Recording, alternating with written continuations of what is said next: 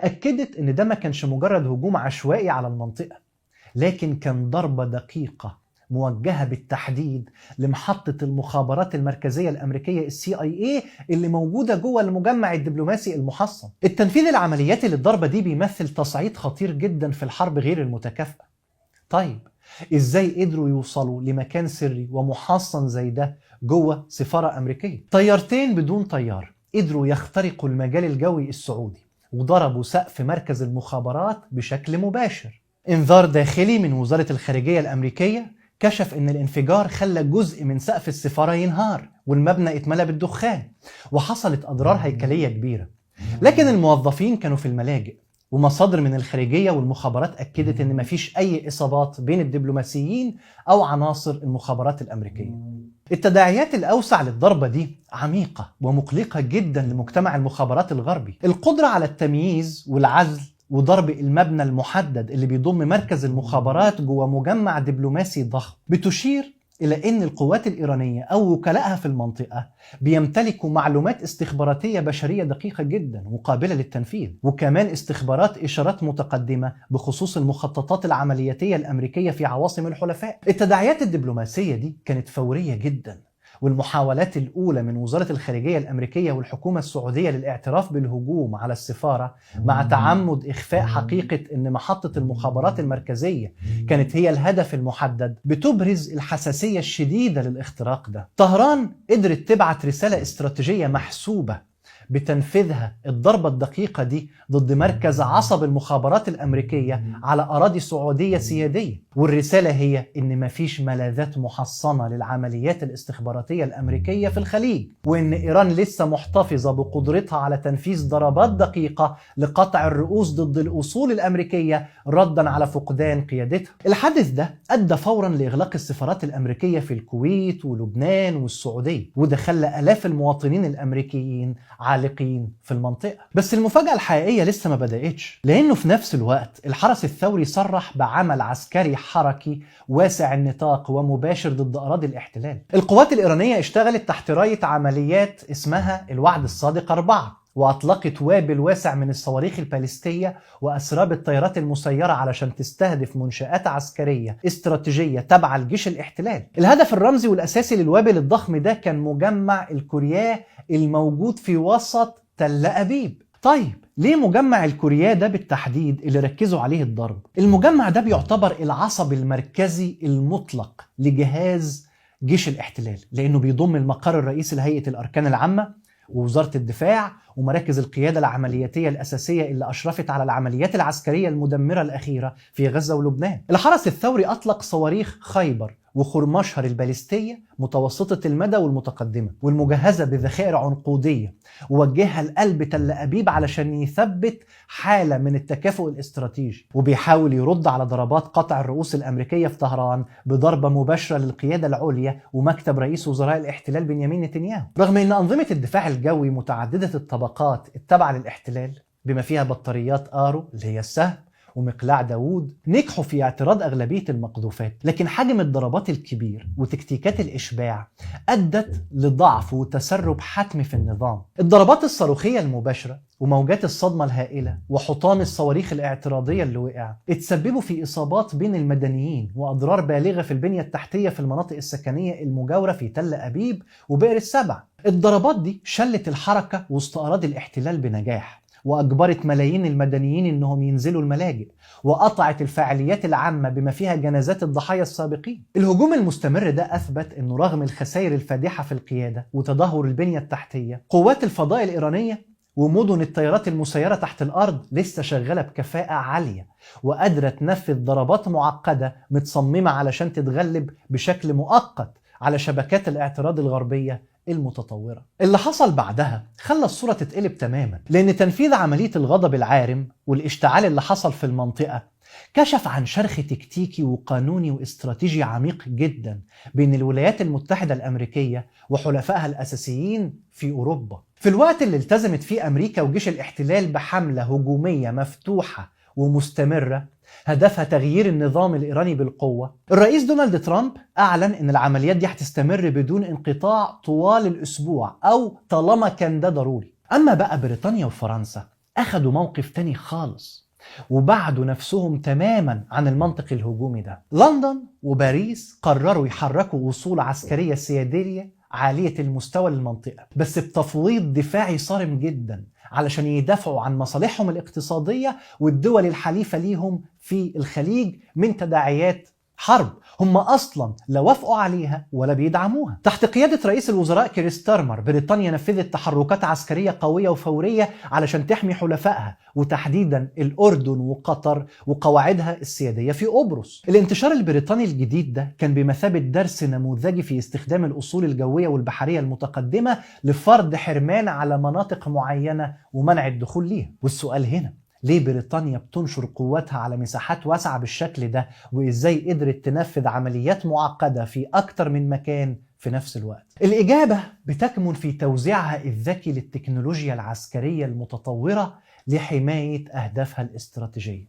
يعني إيه؟ في الأجواء الأردنية مثلا، مقاتلات الاف 35 بي لايتنج الشبحية التابعة لسلاح الجو الملكي بدعم من طيارات التزود بالوقود اشتبكت مع طيارات مسيرة إيرانية ودمرتها. الحدث ده تاريخي لأن دي أول مرة على الإطلاق طيارة اف 35 بريطانية تدمر هدف جوي في عمليات قتالية حية، وده أثبت قدرات الطيارة المتقدمة في دمج المستشعرات والاشتباك الجوي في بيئة مليانة تهديدات. كمان بريطانيا استغلت الهيكل العسكري الثنائي بتاعها في الخليج، السرب 12 المشترك بين بريطانيا وقطر اللي بيطير بطيارات يورو فايتر تايفون، نجح في اعتراض وإسقاط طيارة مسيرة انتحارية إيرانية كانت رايحة تضرب بنية تحتية قطرية باستخدام صواريخ جو.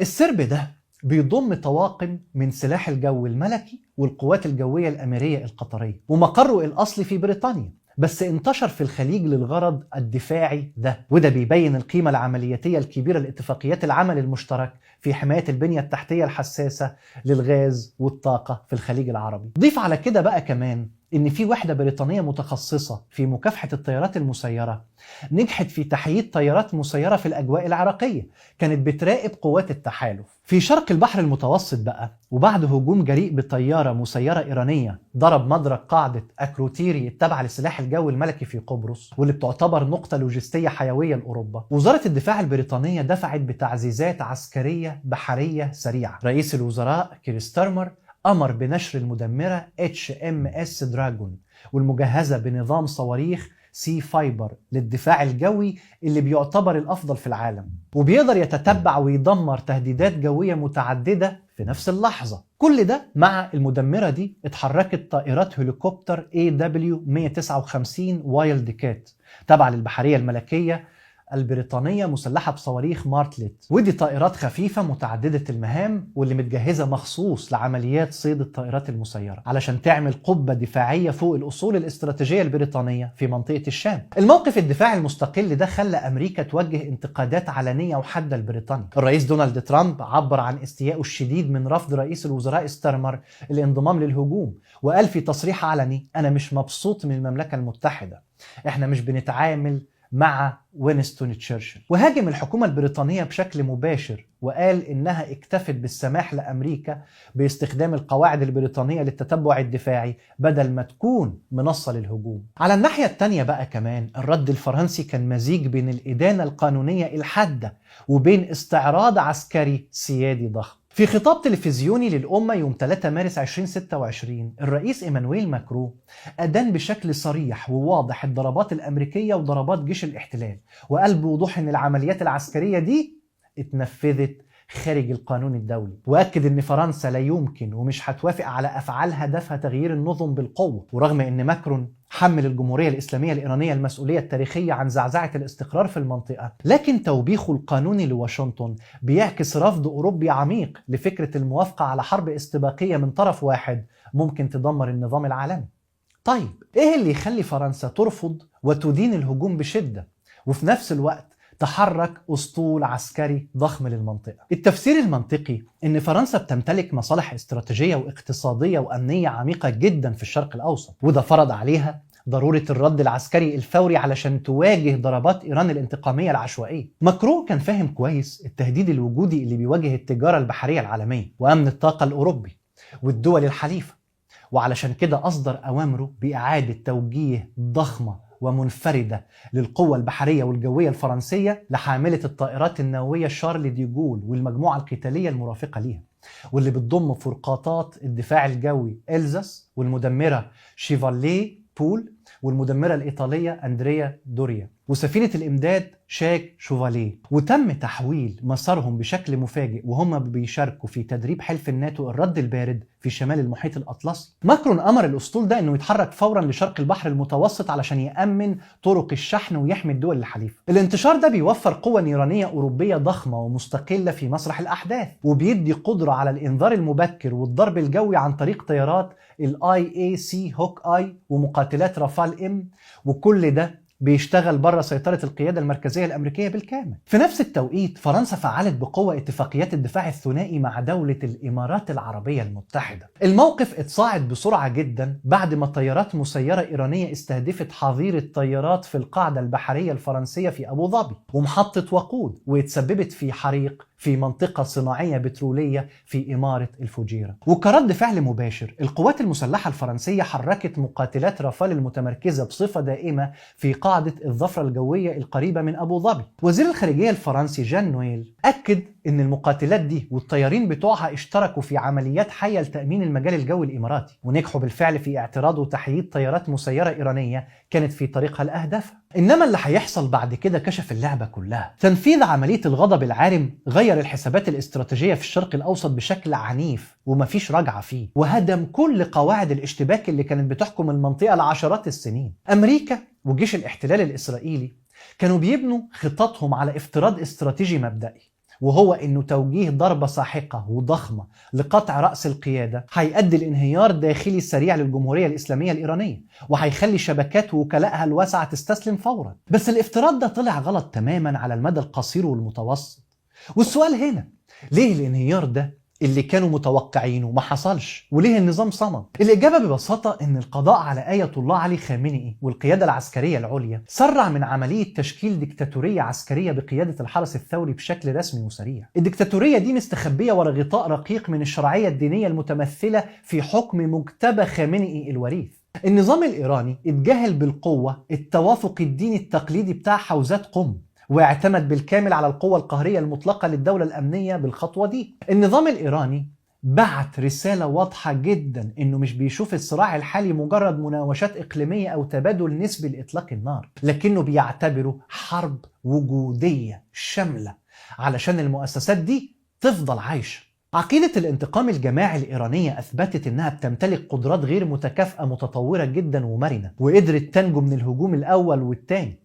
طيب ازاي ايران وهي بتعاني من خسارة تاريخية لقيادتها قدرت ترجع وترد بالوجع ده وتنفذ الهجمات دي؟ السر بيكمن في ان الضربات الدقيقة اللي استهدفت محطة المخابرات المركزية جوه السفارة الامريكية في الرياض والهجمات الباليستية الضخمة على مجمع الكوريا في تل ابيب بتأكد ان ايران عندها بنية استخباراتية قوية واصول طيران وفضاء متوزعة ومتمركزة في اماكن مختلفة. الاصول دي بتسمح لها انها تفرض تكاليف قاسية جدا ومرفوضة على خصومها حتى وهي بتعاني من صدمة قطع الرؤوس. استراتيجية حلقة النار المتوزعة دي نجحت في توسيع مسرح الحرب وفرضت الصراع على الأراضي السيادية للدول اللي بتستضيف بنية عسكرية غربية، وده عقد حرية الحركة العملياتية للتحالف. في النهاية عملية الغضب العارم نقلت الشرق الأوسط من حالة مدارة من صراعات الوكلاء في الخفاء لعصر جديد التقلب وغير متوقع من الحرب المنهجية المباشرة بين دول متعددة.